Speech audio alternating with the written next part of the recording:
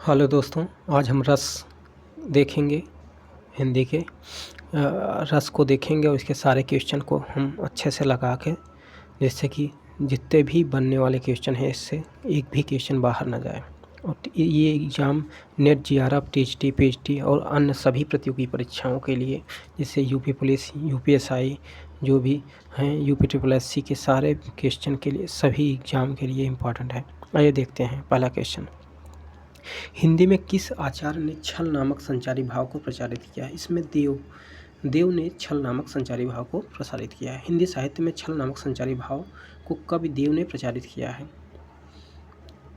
संचारी भावों को व्यभिचारी भाव भी कहा जाता है। ध्यान दीजिएगा, व्यभिचारी भाव भी कहा जाता है। किसको? संचारी भाव को। वस्तुतः चिंता आदि चित्तवृत्तियों की संचारी भाव कहते हैं। स्थायी भाव सहायक होता है। यह स्थायी भाव के सहायक होता है। ठीक है, देखिए रस सामग्री कह रहा कि कौन सा है? बी ऑप्शन, विभाव, अनुभाव, संचारी भाव, स्थायी भाव, ये सब रस सामग्री हैं ना। इसमें नाट्य मुनि ने विभावा, अनुभाव, व्यभिचारी, संयोगादृश, निष्पत्ति, ये विभाव, अनुभाव, व्यभिचारी संयोग से रस की निष्पत्ति होती है। इस किसने कहा? नाट्य शास्त्र में भरत मुनि ने। और इसमें इन्होंने स्थायी भाव महत्व नहीं दिया है।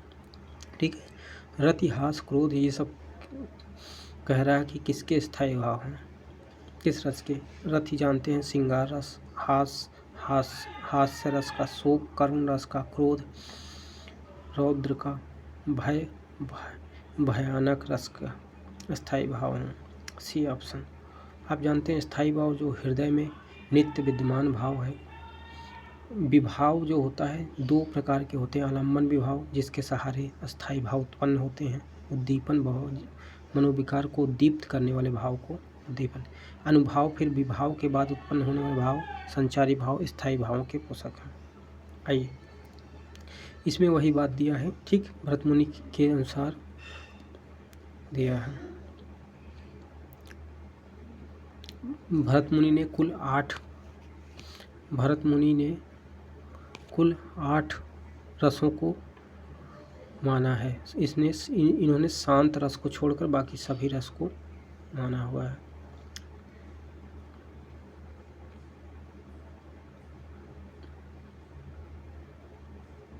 तीन क्वेश्चन के बाद हम 4 देखते हैं।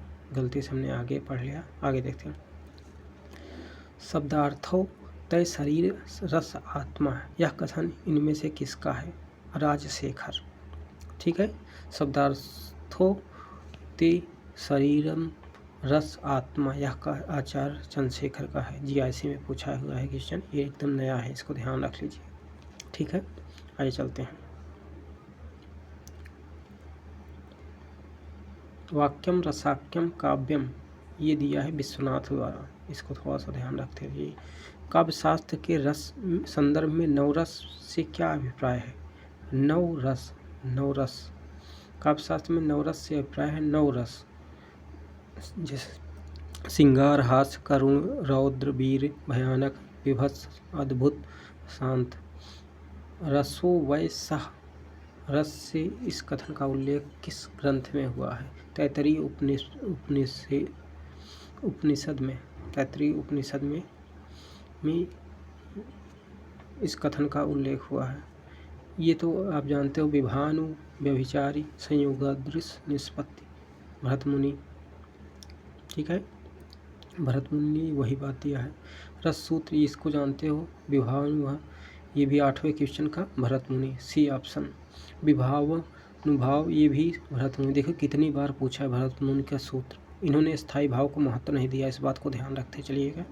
भरत मुनि ने रस सूत्र का विवेचन अपने किस ग्रंथ में? नाट्य शास्त्र में। ठीक है, विभाव, अनुभाव, व्यभिचारी संयोग, भावों के संयोग से निष्पत्ति होती है। किसने? भरत। नाटक के संदर्भ में भरत मुनि के अनुसार रसों की संख्या 8 है भैया। इन्होंने शांत रस को महत्व नहीं दिया। क्वेश्चन नंबर 12 में 8 ना बताना है, जब भरत मुनि के अनुसार पूछे।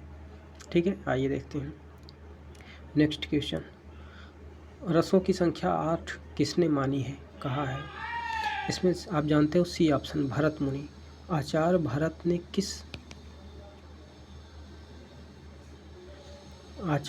ने किस रस को प्रयोग में स्वीकार नहीं किया है। ये शांत रस, ठीक है, ये जानते हो। रस निरूपण के प्रथम प्रख्याता थे। रस निरूपण के प्रथम व्याख्याता थे भरत मुनि ना, यही अपना सूत्र दिए थे। भरत मुनि का प्रथम ग्रंथ माना जाता है कौन? नाट्य शास्त्र ना। तो इस बात को ध्यान रखते चलिए। भरत मुनि बहुत इंपॉर्टेंट है रस की दृष्टि से। इस बात को नाट्य शास्त्र इनकी प्रथम ग्रंथ माना जाता है। आचार्य भरत मुनि ने रस सूत्र के 4 व्याख्याता भट्ट, लोलट, उत्पत्ति, शंकु, अनुमितिवाद और भट्ट नायक, भुक्तिवाद, अभिनव गुप्त, अव्यक्तिवाद।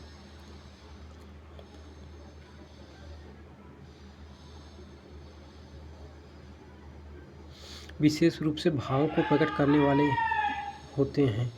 जो भावों को प्रकट करते हैं विभाव कहलाता है। विशेष रूप से जो भावों को प्रकट करते हैं उन्हें विभाव कहते हैं। रसानुभूति के कारण रसों को उदित करने वाले सामग्री विभाव कहलाती है। विभाव 2 प्रकार के हो, आलम्बन, उद्दीपन, ठीक है, अभी पढ़े थे हमने। विभाव कितने प्रकार के होते हैं? विभाव अभी पढ़े थे हमने 2 ना, 2 प्रकार, उद्दीपन विभाव, आलम्बन विभाव। स्थायी भावों को उद्दीप्त करने वाले मनोविकार, जो उद्दीप्त करते हैं उसको बढ़ाते हैं।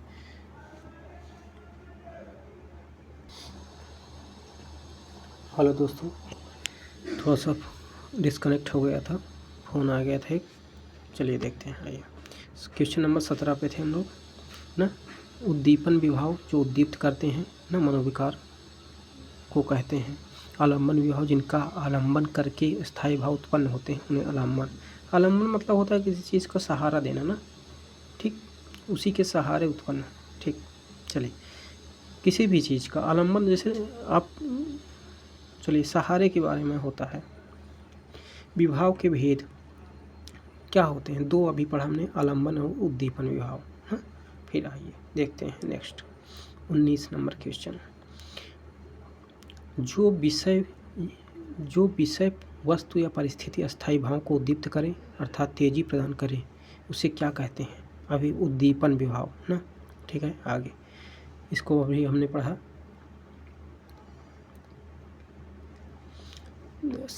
भाव शांति, भाव संधि, भाव सबलता का संबंध भाव के किस भेद से है? संचारी भाव से ना। आश्रय के चित्त में उत्पन्न होने वाले अस्थिर मनोविकारों को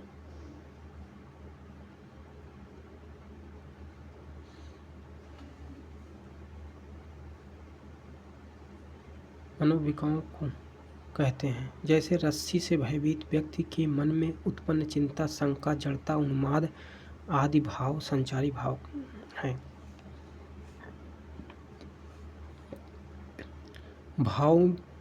संचारी भाव पानी के बुलबुले की भांति बनते बिगड़ते हैं। इनका संचार होता रहता है।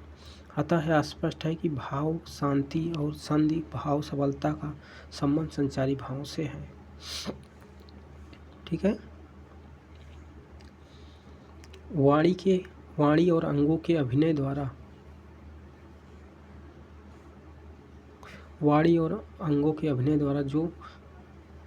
जो प्रकट हो वे कहलाते हैं क्या? अनुभाव, ठीक है। वाणी और अंगों के अभिनय द्वारा जो प्रकट हो उसे अनुभाव। अभिनय द्वारा अनुभव उत्पन्न होते हैं। मानव मन में स्थायी भाव के जागृत होने पर शारीरिक चेष्टाएं भी होती हैं जिन्हें अनुभाव कहते हैं। जैसे सांप को देखकर व्यक्ति चिल्लाने या भागने लगे तो उसकी यह शारीरिक चेष्टा अनुभाव कहलाती है। अनुभावों के भेद के विषय में आचार्यों में मतभेद है। भरत ने अनुभावों के 3 भेद किए हैं, वाचिक, आंगिक और सात्विक। भानुदत्त ने इसके 4 भेद माने हैं। उनके नाम भी आचार्य भरत से कुछ भिन्न दिए गए हैं। अब कायिक हो गया, मानसिक हो गया, आहार हो गया और सात्विक हो गया। सात्विक तो दोनों में कॉमन है ना। आइए, तन की चेष्टाओं को कायिक अनुभाव माना जाता है। भिन्न भिन्न परिस्थितियों में आश्रय द्वारा भू संचालन, कटाक्षपात आदि क्रियाएं करना कायिक अनुभाव कहलाता है। इन अनुभावों को उत्पन्न करने के लिए आश्रय को यत्न करना पड़ता है, इसलिए इन्हें यत्नज अनुभाव भी कहते हैं। इनकी संख्या अनिश्चित है। ठीक है, आइए देखते हैं इसके आगे। मन की चेष्टाएं मानसिक अनुभाव कहलाती हैं। अंतःकरण की भावना के अनुकूल मन में हर्ष, विषाद आदि उद्वेलन को मानसिक अनुभाव कहते हैं। मन के भाव के अनुकूल भिन्न भिन्न प्रकार की कृत्रिम वेश भाषा धारण करने को आहार अनुभाव कहा जाता है। सात्विक अनुभाव वे होते हैं जो सहज स्वाभाविक रूप से उत्पन्न होते हैं। उनके उत्पन्न होने से आश्रय को कोई यत्न नहीं करना पड़ता, अतः इन्हें अयत्न अनुभाव भी कहते हैं। इनकी संख्या 8 है। स्तब्ध, स्वेद, रोमांच, स्वरभंग, प्रकंप, इसे बेपथु, वैवर्ण, रंगहीनता कहते हैं। अश्रु, प्रलय मतलब मूर्छा। रोमांच किस तरह का अनुभव है? सात्विक है ना, सात्विक में अभी पढ़ा हमने। ठीक, वेशभूषा से जो भाव प्रदर्शित किए जाते हैं क्या कहलाते हैं? उन्हें आहार कहते हैं। ठीक, भरत के रस सूत्र में संयोग, निहित संयोग का अर्थ भोज, भोजक भाव तथा निष्पत्ति का अर्थ भुक्ति की स्थापना किस व्याख्याकार ने किया? भट्टनायक।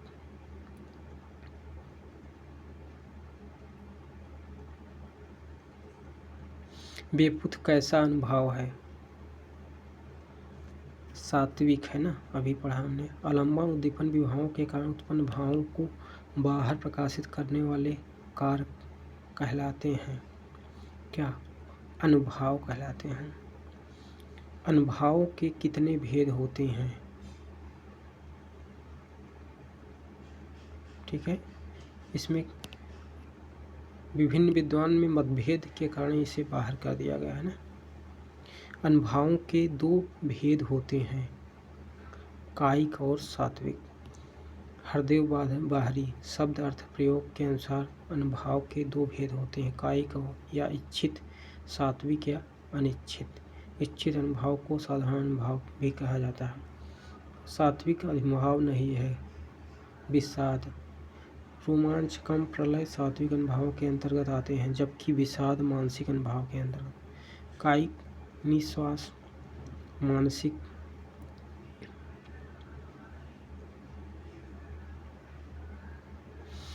जो पटु छटकति हठति हसति नचावति नयन, त्यों त्यों निपट उदारम फगुआ देत बनैन। क्या है? कायिक अनुभाव है। पट वस्त्र का झटकना, हंसना, आँखों का नचाना यह इंगित करता है कि ये सारी क्रियाएं शरीर के अंग द्वारा जब होती हैं उसे हम क्या बोलते हैं? कायिक बोलते हैं ना। यह कायिक अनुभाव है। आचार्य देव ने किस भाव को 34वां संचारी भाव कहा है? छल को। ठीक है, आचार्य देव ने छल को 34वां संचारी भाव कहा है। आश्रय के हृदय में उत्पन्न होने वाले अस्थिर मनोविकार के संचारी भाव कहते हैं। ये संचारी भाव संचारी इसलिए कहे जाते हैं क्योंकि यह स्थिर नहीं रहते और बीच बीच में प्रकट होकर विलीन हो जाते हैं। उनमें स्थायी भावों की पुष्टि होती है। इनको व्यभिचारी भाव भी कहा जाता है। ठीक है, संचारी को व्यभिचारी कहते हैं, ध्यान रखिएगा। ये 33 हैं। देव कवि ने छल नामक एक और संचारी भाव ढूंढ निकाला जिसे 34वां संचारी भाव कहते हैं। ठीक है, देखो संचारी भाव कितने हैं? 33 हैं टोटल, मगर एक देव कवि जो हैं वो छल नामक एक संचारी भाव और जोड़कर कुल 34 बताते हैं। रसों के संचारी भावों की कुल संख्या होती है 33 होती है ना, 33 होती है, परंतु देव छल को जोड़ के 34 बना देते हैं उसको। ठीक है, आगे चलें। ठीक, देखिए संचारी भावों की संख्या 33 मानी गई है। वे इस प्रकार हर्ष, चिंता, गर्व, जड़ता, विबोध, इसको याद नहीं करना है, ध्यान से देखते रहिए बस। चैतन्य, लाभ, मोह, स्मृति, मरण, व्याधि, मद, श्रम, आवेग, दीनता, शंका, उत्सुकता, विषाद, त्रास, व्याग्रता, मति, असूया, उग्रता, निर्वेद, आलस, उन्माद, पीड़ा, लज्जा, ग्लानि, स्वप्न, चपलता, धृष्ट, आमर्ष, असहनशील, निद्रा, अविद्या, भाव को छिपाना, अपस्मार तथा विवर्तक। संचारी भावों की संख्या मानी गई है कितनी? अभी पता है 33। संचारी भावों की संख्या कितनी होती है? 33, सी ऑप्शन। ठीक, देखिए बार बार रिपीट भी हो रहा है। एक क्वेश्चन पढ़ लीजिए, उसके बाद संचारी भाव नहीं है कौन सा? रोमांच, रोमांच नहीं है। रोमांच तो सात्विक में आता था ना, तो इसलिए ही नहीं है। अपस्मार, देखिए एलिमिनेट कर लेंगे, आप ध्यान से पढ़ लीजिए, चीज़ों को एलिमिनेट कर लेंगे जब क्वेश्चन आएगा आपके पास ऑप्शन। अपस्मार क्या है ना? इस संचारी भाव का एक प्रकार था, सही बात है। भयानक रस के संचारी भाव हैं त्रास, आवेग, दैन्य, शंका, अपस्मार। ठीक है, आइए देखते हैं। श्रृंगार रस का पता है, रति। अद्भुत का, श्रृंगार रस का रति, ये ऑप्शन 3 सही है ना? अद्भुत का क्या होता है? विस्मय होता है, शांत का निर्वेद होता है, वीर का उत्साह होता है। ठीक है, श्रृंगार रस आप इसको पढ़ ही चुके हैं। चलिए आगे देखते हैं, जल्दी जल्दी थोड़ा करेंगे जिससे कि आप आगे एक्सप्लेनेशन पढ़ चुके हैं तो अब आसान हो। अद्भुत का होता है क्या? विस्मय होता, वीर का उत्साह होता है, रौद्र का क्या? क्रोध होता है, करुण का शोक होता है। ठीक है, अद्भुत का क्या होता है? विस्मय। 3, पहले में 3 ऑप्शन, सी ऑप्शन सही है। ठीक है, शांत रस कौन? सुमलित नहीं है, ध्यान से पढ़िए। शांत निर्वेद सही है। अद्भुत, विस्मय, भयानक का भय होता है, ये गलत है, बी ऑप्शन गलत है। रौद्र का क्रोध होता है, सही है। जुगुस्सा, विभत्सा, जुगुस्सा, विभत्स रस का होता है ना, स्थायी भाव होता है। भयानक का भय होता है। इसमें कह रहा है स्थायी भाव दिए गए हैं कौन से? विकल्प में सभी। आलस तो नहीं है किसी का। रति, शोक, उत्साह, भय, बी ऑप्शन। ठीक है, ये इसमें सभी दिए गए हैं। कौन सा स्थायी भाव नहीं है? विषाद नहीं है, गुस्सा, निर्वेद, हास।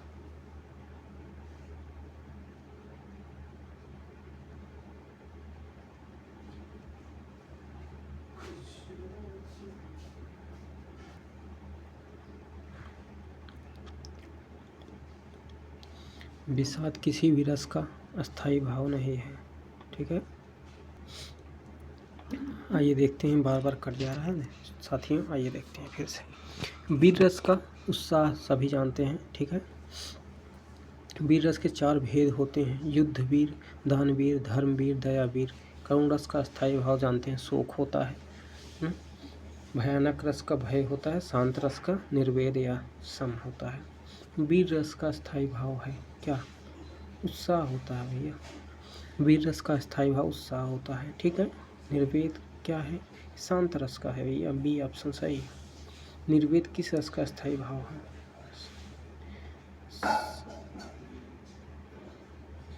शांत रस का। ठीक है, हिंदी काव्यशास्त्र में बौद्धिक रस की स्थापना करने वाले विद्वान, इसको ध्यान से देखिएगा। बौद्धिक रस गणपति चंद्र गुप्त हैं। बौद्धिक रस 48 नंबर को ध्यान से देखिएगा। ठीक है, बौद्धिक रस ये नया है, प्रश्न है।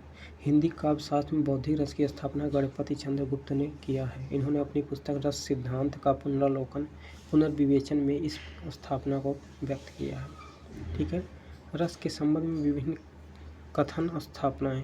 प्रश्नोत्तर शैली में रसों के प्रतिष्ठापक उजियारे कवि।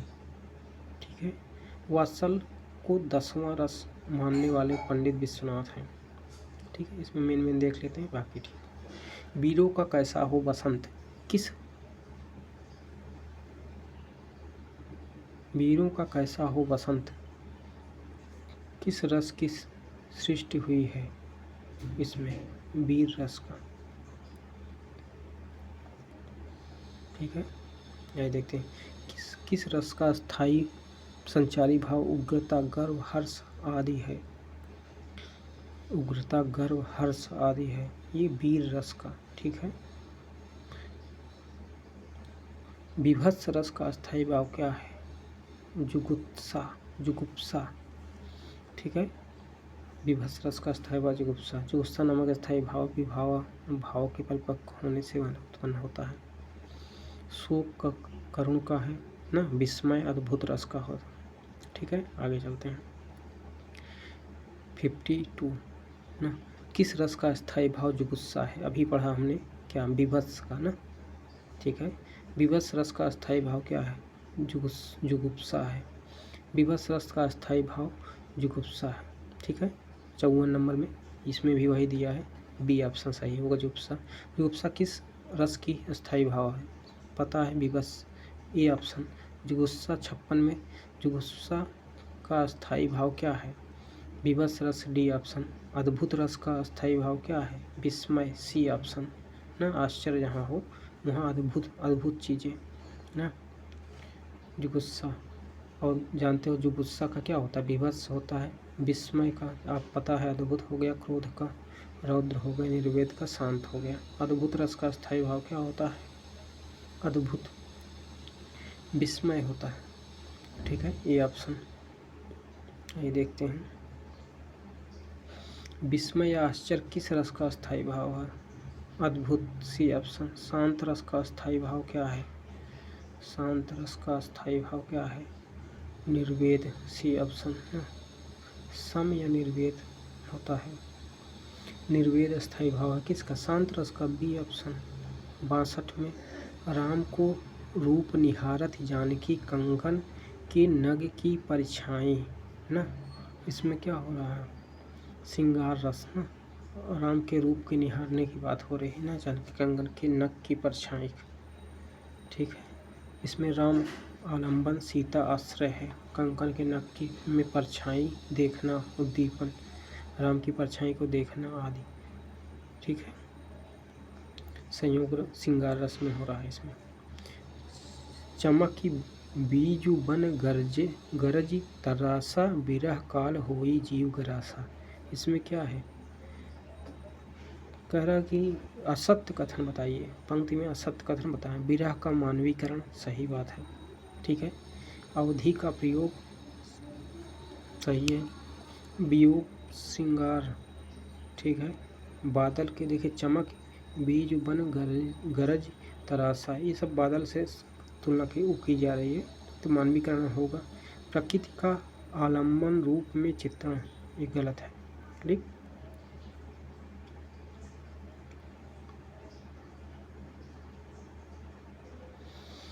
तुलसी रघुबीर प्रिया श्रम जानी, बैठ विलम्ब लव कटक काढ़े, जानकी नाह को नेह लाख्यो, पुलक तन वारि विलोचन बाढ़े।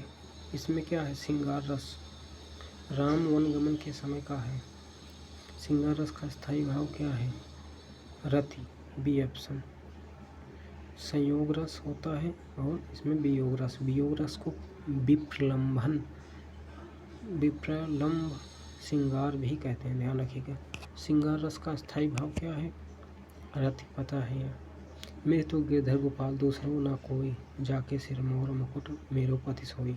इसमें राधा मीराबाई ने कहा है ना कृष्ण के लिए, तो इसमें क्या होगा बोलिए? श्रृंगार होगा ना, श्रृंगार रस पति मान ली है। विप्लव श्रृंगार में वियोग की कितनी दशाएं मानी जाती हैं? 10 दशाएं मानी जाती हैं। इसमें 10 दशाएं अभिलाषा है, चिंता है, गुणकथ, स्मृति, उद्वेग, प्रलाप, उन्माद, व्याधि, जड़ता और 10 मरण है। अग्नि पुराण में अन्य रसों को श्रृंगार रस का भेद माना गया है। केशव देवाचार्य ने श्रृंगार रस को रसराज कहा है, देख लीजिए। देव ने श्रृंगार रस में सभी रसों को बिंबित की माना है। आइए देखते हैं नेक्स्ट। किस रस को रसराज की संज्ञा दी है? अभी जस्ट पढ़ा हमने, श्रृंगार रस को रसराज भी कहा जाता है, ठीक है। किस रस का संचारी? उद्दीपन, विभाव, बादल की घटाएं, कोयल बोलना, बसंत ऋतु, ये श्रृंगार में होता है ना। ये सब चीज़ें जब आशिकी होती है तो ये सब होती है ना, कोयल बोलने लगती है ना, बादल की घटाएं छाने लगती हैं, बसंत ऋतु एकदम लगने लगता है, सब कुछ अच्छा। चलिए आइए देखते हैं, किस रस को रसराज की संज्ञा दी गई है? श्रृंगार को, सी ऑप्शन। निस दिन बरसत नयन हमारे, सदा राहत पावस ऋतु, हम पर जब ते श्याम सिधारे, कौन सा है? बी, वियोग श्रृंगार, ठीक है।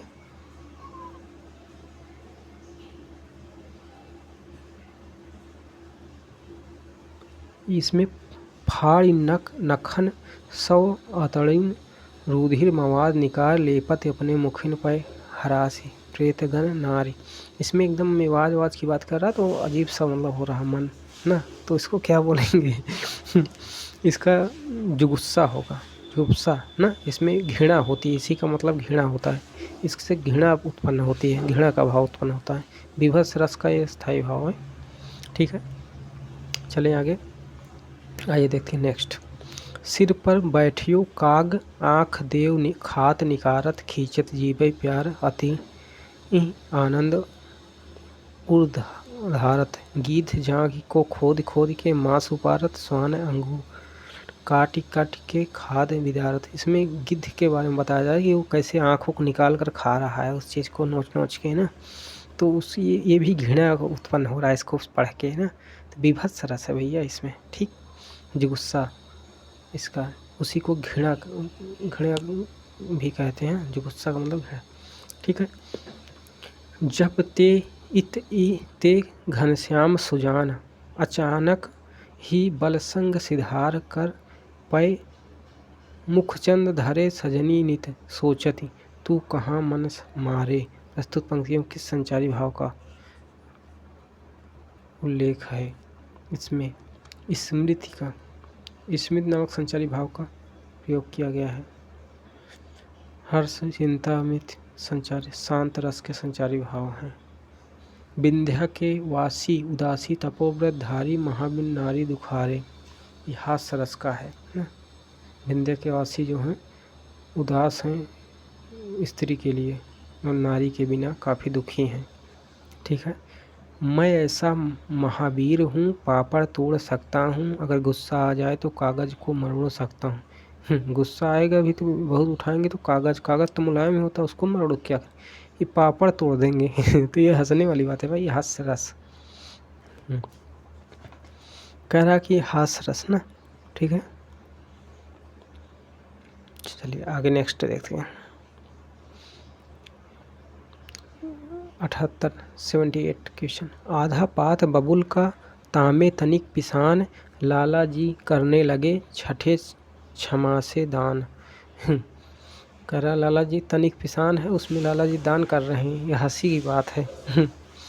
हास्य रस है भैया। में से किस रस का भाव अस्थाई भाव रति है? किसका? श्रृंगार का। ठीक है, कौन सा रस है इसमें? देखिए 80 नंबर।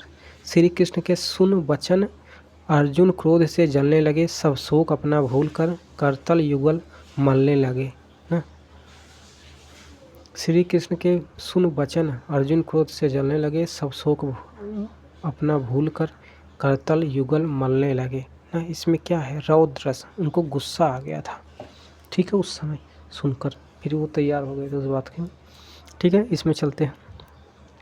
जो तुम्हार अनुशासन पावे कंदुक यू ब्रह्मांड उठावे, कांचों घट सम डारव फोरी रोकव मेरु मुलक जिम तोरी। उपयुक्त पंक्ति में कौन सा रस है? इसमें कौन सा रस है? बी, रौद्र रस ना। आगे चलते हैं। खलनायक ये सब चीज़ें देख कर ना उठ, इसमें आंखें लाल होना, दांत पीसना, अस्त्र शस्त्र उठाना ना, इसमें रौद्र से गुस्सा हो रहा है ना, तो इसीलिए कांचो सम डारे फोरी रोको मेर मुलक जिम तोरी ब्रह्मांड उठावे। ठीक है, इसमें है राग है कि रूप है कि रस है कि जस है कि तन है कि मन है कि प्राण है कि प्यारी है। इसमें क्या होगा बताइए? अद्भुत रस ना, अद्भुत रस। उपयुक्त पंक्तियों में अद्भुत रस है। जहाँ सुनी और अनसुनी वस्तुएं व्यक्ति स्थान के विचित्र आश्चर्य रूप को देखकर विस्मय हो, वहाँ अद्भुत रस होता है। इसका स्थायी भाव विस्मय होता है।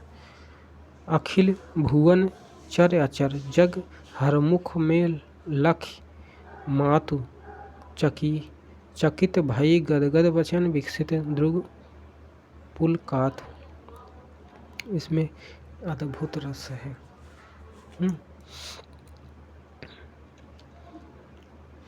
शांत रस निर्वेद होता है, सुम्मिलित नहीं है। श्रृंगार का रति होता है, सही बात है। रौद्र का ये क्रोध होता है, विवश का जुगुस्सु होता है। बी ऑप्शन, रौद्र का क्रोध होना चाहिए। उत्साह दिया, उत्साह का क्या होता है बोलो, वीर रस का होता है ना, ठीक है। रौद्र रस का स्थायी भाव है क्रोध, बी ऑप्शन। केशव कहीं ना जाए का कहिए, देखत तब रचना विचित्र थी, समुझ मन ही मन रहिए।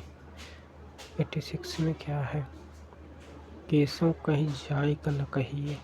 इसमें अद्भुत रस है, जहाँ किसी असाधारण अपूर्व अलौकिक वस्तु, जीव इत्यादि को देखकर हृदय में विशेष प्रकार का सुगध कौतूहल आश्चर्य का भाव उत्पन्न हो, वहाँ अद्भुत रस है। एक पंक्ति में तुलसीदास कृत विनय पत्रिका से उद्धृत है, जिसमें यह भाव प्रतीत होता है कि इन पंक्तियों में अद्भुत रस है।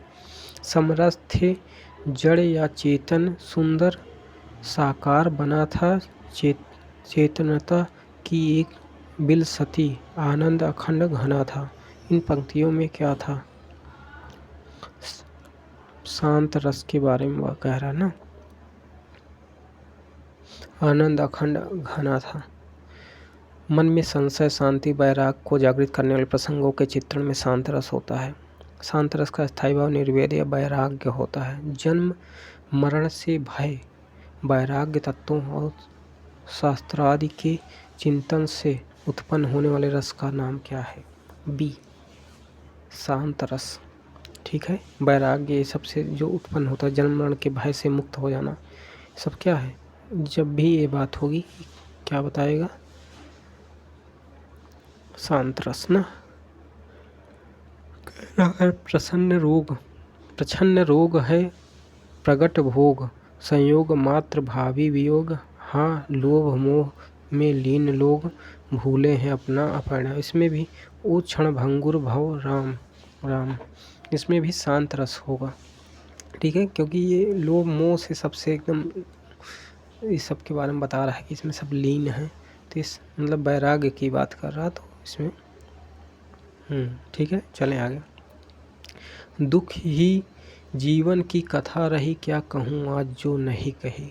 इसमें क्या होगा, करुण रस, ठीक है। दुख ही जीवन की विरह रही, ठीक है। ये सूर्यकांत त्रिपाठी निराला ने अपनी पुत्री सरोज की मृत्यु के उपरांत पूरी करुणा को उड़ेल दिया था इसमें।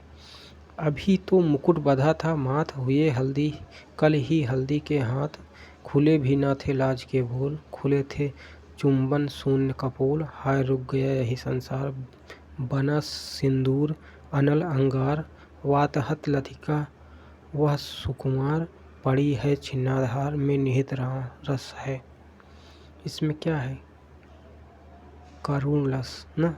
अभी तो बोल भी नहीं हुए थे कि भगवान ने उनको वो कर लिया ना, बहुत परेशानी व दुखद घटना है, ठीक है। मूर्छित हो गिर पड़ना, आहें भरना, इसमें ये सब चीज़। मन की उत्तप्त वेदना, मन ही मन में बहती थी, चुप रहकर अंतर मन में कुछ मौन व्यथा कहती थी। दुर्गम पथ पर चलने का वो सब बल छूट गया, अविचल अविकल वह प्राणी भीतर से टूट गया। उपयुक्त में कौन सा रस अभिव्यंजित हो रहा है,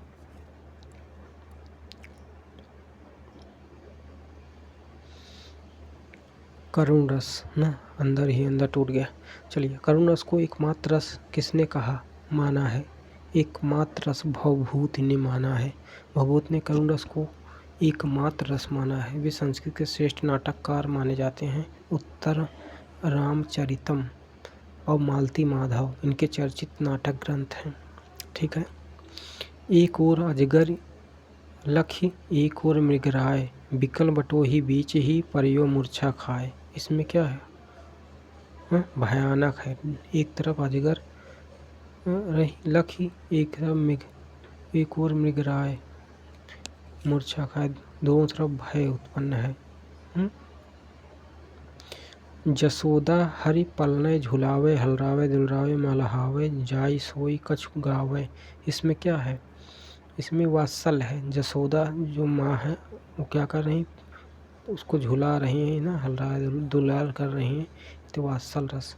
जहाँ किसी का दुलार किया जाए, बच्चे को माँ खिलाए उसको अच्छे से प्रेम करे, तो उसमें मातृत्व का छिड़के तो वो वात्सल रस कहलाएगा, ठीक है। आगे आते हैं।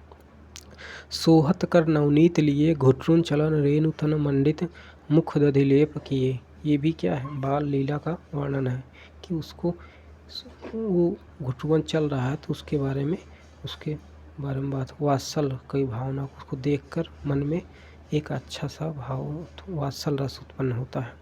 मेरी भव बाधा हरव, राधा नागर सोई, जा तन की झाई परे, श्याम हरित दूत होई। इसमें भक्ति रस है ना। एक भक्त कह रहा है कि मेरी भव बाधा हरव, मेरे जो बाधा है उसको हरिए प्रभु, राधा नागर सोई। इसमें ठीक है, आगे चलते हैं। पायो जी मैंने राम रतन धन पायो, वस्तु अमूलक दी मेरे सदगुरु, कृपा कर अपनायो। इसमें क्या है, भक्ति रस है ना। पायो जी मैंने राम रतन धन पायो, मीराबाई का वो है भक्ति रस है।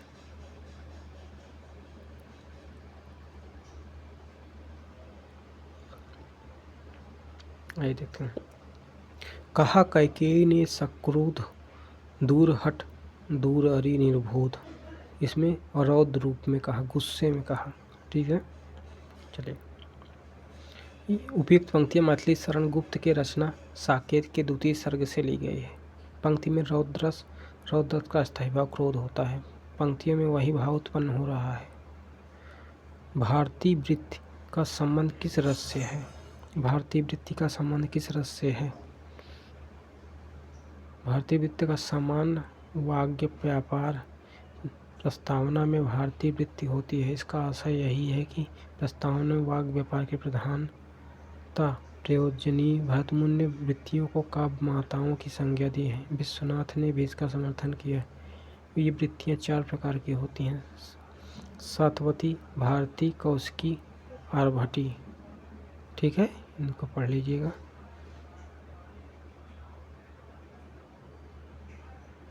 ये रहा रस के सारे क्वेश्चन जो TGT में अब तक पूछे गए हैं। अगर आप इसको तैयार कर लेते हैं तो रस का एक भी क्वेश्चन नहीं बाहर जाने वाला है। अब आपको हम हल्का सा एक रिवीजन टाइप का करा देते हैं। इसमें पहला नंबर क्या था कि रस भरत मुनि के अनुसार कितने प्रकार के होते हैं? 8 रस ना। एक किसको नहीं माना है इन्होंने? रस कितने प्रकार के होते हैं? पहला नंबर 9 ना। भरत मुनि ने कितना माना है? 8। किसको नहीं माना है? शांत रस। ठीक, ये बात सही है नहीं? देव ने एक छल को कहा है ना। ठीक है, संचारी भावों की संख्या कितनी होती है? 33। और उसमें देव के अनुसार उसमें एक और जोड़कर न छल को 34 बना दिया गया था। चलिए दोस्तों, धन्यवाद दोस्तों ये वीडियो देखने के लिए। आपके लिए महत्वपूर्ण जानकारी आपको ढेर सारा एग्जामों में काम देगी। अगर आपको ये वीडियो पसंद आया तो हमारे चैनल को लाइक सब्सक्राइब एवं चैनल को शेयर ज़रूर करें। धन्यवाद दोस्तों। ऐसे ही हम छोटे वीडियो आपके लिए लाते रहेंगे कि आपके TGT, PGT या नेट JRF या UP SSC ना, UPSI, UP पुलिस सभी एग्जामों के लिए जहाँ पे हिंदी पूछी जाती है अति महत्वपूर्ण होगा और इससे हाई लेवल एक भी क्वेश्चन बाहर नहीं जाना है। ठीक है, वीडियो देखने के लिए बहुत बहुत धन्यवाद आपको।